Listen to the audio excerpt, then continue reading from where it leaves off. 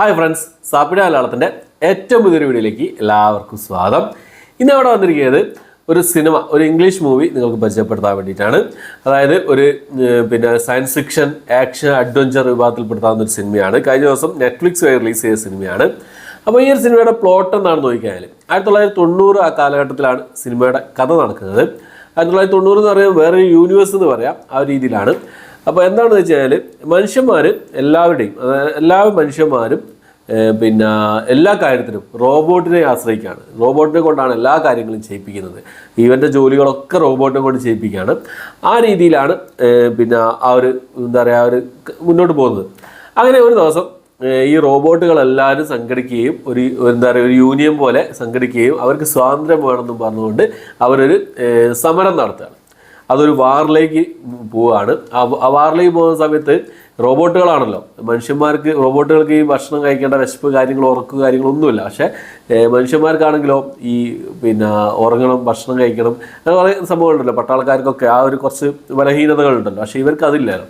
അപ്പോൾ ഇവരുടെ മുന്നിൽ പിടിച്ചു നിൽക്കാൻ പറ്റാതാവുകയാണ് മനുഷ്യന്മാർക്ക്.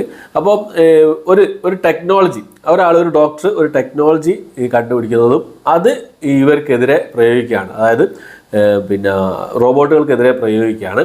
അങ്ങനെ റോബോട്ടുകളെ പിടിച്ചടക്കുകയും ഒരു ക്വാറന്റൈൻ എന്നുള്ള രീതിയിൽ ഒരു സ്ഥലത്ത് ഇവരെ അടച്ചിടുകയും ചെയ്യുക. അടച്ചിടുക പറഞ്ഞാൽ ഒരു സോണിൽ ഇവർക്ക് മാത്രമായിട്ടൊരു സോൺ സെറ്റാക്കിയിട്ട് അവിടെ ചെയ്യാണ്. അപ്പോൾ അവരുടെ ലോകം എന്ന് പറഞ്ഞാൽ ആ ഒരു ലോകം, മനുഷ്യന്മാർ വേറെ ഒരു ടെക്നോളജി കണ്ടുപിടിച്ചിട്ടുണ്ടാകും. ആ ഒരു ടെക്നോളജി എന്താണെന്ന് വെച്ച് കഴിഞ്ഞാൽ ഒരേ സമയത്ത് രണ്ട് ബ്രെയിനായിട്ട് ചെയ്ത് ഒരേ സമയത്ത് രണ്ട് ജോലികൾ ചെയ്യാൻ പറ്റുന്ന രീതിയിലുള്ളൊരു സംഭവം. അത് സിനിമ കണ്ടാൽ നിങ്ങൾക്ക് മനസ്സിലാവും. ഒരു നല്ല അടിപൊളി ടെക്നോളജിയൊക്കെ തന്നെയാണ്. പക്ഷേ അത് അവർ ഉപയോഗിക്കുന്ന രീതികളാണ് പ്രശ്നം എന്നുള്ളതാണ്. അതാണ് ഈ ഒരു സിനിമയുടെ ഒരു വശം, ഒരു സംഭവം. സിനിമയുടെ മറ്റൊരു സംഭവം എന്ന് പറഞ്ഞാൽ പ്ലോട്ട് എന്താണെന്ന് വെച്ച് കഴിഞ്ഞാൽ ശരിക്കും സംഭവം എന്ന് പറഞ്ഞാൽ നായികയുടെ ബ്രദർ ഒരു ആക്സിഡൻറ്റിൽ മരിച്ചു എന്നായിരിക്കും നായിക കരുതുന്നത്. പക്ഷേ ഒരു സമയത്ത് നായികയ്ക്ക് മനസ്സിലാവുകയാണ് ഈ നായികയുടെ ബ്രദർ ജീവനോടുണ്ടെന്ന് മനസ്സിലാവുകയാണ്. അപ്പോൾ എവിടെയാണ്, എങ്ങനെയാണ് എന്നുള്ളത് കണ്ടുപിടിക്കാൻ വേണ്ടിയിട്ട് അതായത് ഈ ബ്രദറിന് ഒരു റോബോട്ടിൻ്റെ രൂപത്തിൽ ബ്രദർ ഇവരെടുത്ത് വരികയാണ്. ആ ഒരു സംഭവം അത് നിങ്ങൾ സിനിമ കാണണം. സംഭവം ഡീറ്റെയിൽ ആയിട്ട് പറയുമ്പോൾ കുറച്ച് ഇതായി പോകും. അതുകൊണ്ട് അതിന് ശേഷം അവരെ കണ്ടുപിടിക്കാനുള്ളൊരു പോക്കാണ് സംഭവം. അത് എങ്ങനെയാണെന്നുള്ള കാര്യങ്ങളൊക്കെ നിങ്ങൾ കണ്ട് തന്നെ എക്സ്പീരിയൻസ് ചെയ്ത് നോക്കുക. സിനിമയുടെ പേര് വരുന്നത് ദ ഇലക്ട്രിക് സ്റ്റേറ്റ് എന്നാണ് സിനിമയുടെ പേര് വരുന്നത്. നെറ്റ്ഫ്ലിക്സിലാണ് അവൈലബിൾ ആയിട്ടുള്ളത്. തമിഴ് ഡബ്ഡ് വേർഷൻ അവൈലബിൾ ആണ്. ഇംഗ്ലീഷ്, തമിഴ്, തെലുങ്ക്, കന്നഡ അല്ല, ഹിന്ദി ഭാഷകളിലായിട്ടാണ് ഈ ഒരു സിനിമ അവൈലബിൾ ആയിട്ടുള്ളത്. റോസോ ബ്രദേഴ്സ് ആണ് ഡയറക്റ്റ് ചെയ്തിട്ടുള്ളത്, പ്രൊഡ്യൂസ് ചെയ്തിട്ടുള്ളത്. അത് തന്നെയാണ് ഒരു ബ്രഹ്മാണ്ഡ സിനിമ തന്നെയാണ്. മിലി ബോബി ബ്രൗൺ ആണ് സിനിമയിൽ പ്രധാന വേഷം കൈകാര്യം ചെയ്തിട്ടുള്ളത്. ക്രിസ് പ്രാറ്റും ഉണ്ട്. മിലി ബോബി ബ്രൗണിനെ കണ്ടാണ് ഈ സിനിമ കാണാനിടയായി തന്നെ. സ്ട്രേഞ്ചർ തിങ്സ് എന്ന സീരീസ് നിങ്ങൾ കണ്ടിട്ടുണ്ടാകും. അതിലൂടെ ഇഷ്ടപ്പെട്ടൊരു നടിയാണ് മിലി ബോബി ബ്രൗൺ എന്ന് പറഞ്ഞാൽ.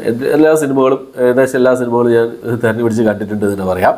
അപ്പോൾ ഈ ഒരു സിനിമ എങ്ങനെയുണ്ടെന്ന് നോക്കിക്കഴിഞ്ഞാൽ ഞാൻ പറഞ്ഞല്ലോ, ഒരു ബ്രഹ്മാണ്ഡ മൂവിയാണ്. ഭയങ്കര സംഭവങ്ങൾ കാര്യങ്ങളൊക്കെ ഉണ്ട്, ആക്ഷൻ രംഗങ്ങളും കാര്യങ്ങളൊക്കെ ഉണ്ട്. പക്ഷേ ഈ ഒരു സിനിമകളെ 2 മണിക്കൂറും 10 മിനിറ്റ് ആയിരുന്ന ഒരു സിനിമയുടെ ദൈർഘ്യം വരുന്നുണ്ട്. അത് അത്രയും വേണ്ടായിരുന്നു എന്നായിരുന്നു എൻ്റെ ഒരു അഭിപ്രായം എന്നുള്ളത്. പിന്നെ കുറേ ഡീറ്റെയിലിങ്, കുറേ കാര്യങ്ങൾ നമുക്ക് മനസ്സിലാകാത്ത രീതിയിൽ ഒരു ഡീറ്റെയിലിംഗ് തരാതെ അവർ പോകുന്നുണ്ട് എന്നുള്ളതാണ്. പിന്നെ കോമഡികളൊക്കെ നല്ല രസമുണ്ടായിരുന്നു, ആക്ഷൻ രംഗങ്ങൾ നല്ല രസമുണ്ട്. ഈ റോബോട്ടുകളെയൊക്കെ അവർ ഓരോ സൈസിലുള്ള റോബോട്ടുകൾ, അവരുടെ ഇമോഷൻസ്, അങ്ങനെയുള്ള കുറേ കാര്യങ്ങൾ അത് നല്ല രസത്തിൽ തന്നെ അവർ ചെയ്തിട്ടുണ്ടെന്നുള്ളതാണ്. എല്ലാവരുമായിട്ട് ഒരു ഇമോഷണലായിട്ട് നമുക്ക് കണക്ട് ചെയ്യാൻ പറ്റുന്നുള്ളൊരു സംഭവമുണ്ട്. അതൊക്കെ നല്ല രസമുണ്ട്. പിന്നെ ആക്ഷൻ രംഗങ്ങൾ എന്ന് പറഞ്ഞാൽ അധികം വലിയ ആക്ഷൻ രംഗങ്ങൾ കാര്യങ്ങളൊന്നുമില്ല, എന്നാലും കുഴപ്പമില്ലാത്ത രീതിയിൽ അവർ ചെയ്ത് വെച്ചിട്ടുണ്ടെന്നുള്ളതാണ്. ഇതിൽ അവതരിപ്പിച്ച ആ ഒരു ടെക്നോളജി എന്നുള്ള സംഭവം അതൊക്കെ ഇവരുടെ മൈൻഡിൽ എങ്ങനെ വരുന്നതെന്നുള്ള സംഭവമാണ്. അതൊക്കെ അടിപൊളിയായൊരു സംഭവം. അങ്ങനെയൊക്കെ ശരിക്കും സംഭവിച്ചാൽ എന്തായിരിക്കും എന്നുള്ള കാര്യങ്ങളൊക്കെ നമ്മൾ ആലോചിച്ച് നോക്കുമ്പോൾ അതൊക്കെ അടിപൊളിയായിരുന്നു കേട്ടോ. പിന്നെ ഈ കുട്ടികൾക്കൊക്കെ നല്ലപോലെ ഇഷ്ടപ്പെടുന്ന ഒരു പ്ലോട്ട് ആണ് എനിക്ക് തോന്നുന്നത്. ഈ റോബോട്ടുകളെ സംഭവങ്ങളും കാര്യങ്ങളൊക്കെ അതൊക്കെ ഇഷ്ടപ്പെടുന്നതാണ് എൻ്റെ ഒരു അഭിപ്രായം എന്നുള്ളത്. എനിക്ക് നല്ലപോലെ ഇഷ്ടപ്പെട്ടു. ഞാൻ പറഞ്ഞു, ഒന്നുകൂടി ലെങ്ത്ത് കുറച്ചുകൂടി ഒന്ന് കുറയ്ക്കാമായിരുന്നു തോന്നുന്നു. പിന്നെ ചില കാര്യങ്ങളൊക്കെ ഒന്നുകൂടി ഡീറ്റെയിലിംഗ് കൊടുക്കാമായിരുന്നു തോന്നുന്നു. അതേ ഉള്ളൂ. പിന്നെ ഒരു അപരാധ സംഭവമൊന്നുമല്ല, കണ്ടിരിക്കാവുന്ന ഒരു സിനിമയാണ്. ഡീസൻറ്റ് വാച്ച് മൂവി എന്ന് തന്നെ പറയാം. ഓക്കെ, ഇതിനോടൊപ്പം തന്നെ നിങ്ങൾ കണ്ടിട്ടുണ്ടെങ്കിൽ ഈ സിനിമ ദ ഇലക്ട്രിക് സ്റ്റേറ്റ് എന്ന ഈ ഒരു സിനിമ നിങ്ങൾ കണ്ടിട്ടുണ്ടെങ്കിൽ നിങ്ങളുടെ അഭിപ്രായം കമൻറ്റ് ബോക്സിൽ രേഖപ്പെടുത്താൻ ശ്രമിക്കുക. ഓക്കെ, അപ്പോൾ ഇത്രയാണ് ഇന്നത്തെ വീഡിയോ ഇഷ്ടപ്പെട്ടെങ്കിൽ ലൈക്ക് ചെയ്യാൻ ഷെയർ ചെയ്യാൻ സബ്സ്ക്രൈബ് ചെയ്യാൻ മറക്കാതിരിക്കുക പുതിയൊരു വീഡിയോ ആയിട്ട് വരുന്നതായിരിക്കും